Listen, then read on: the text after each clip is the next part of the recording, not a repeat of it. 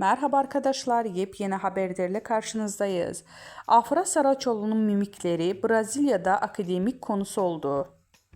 Ünlü oyuncu Afra Saraçoğlu, Brezilya'da Güzel Sanatlar Fakültesinde ders konusu oldu.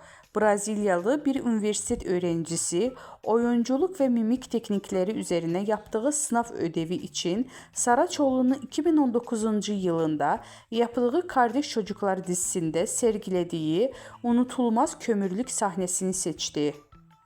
Öğrencinin hazırladığı detaylı analiz raporu dersin profesörü tarafından en iyi 3 çalışma arasına seçildi.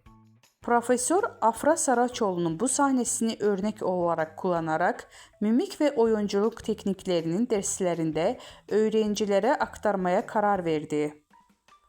Afra Saraçoğlu dizide Hayat Çetin karakterini canlandırmış ve performansı ile büyük beğeni kazanmıştı.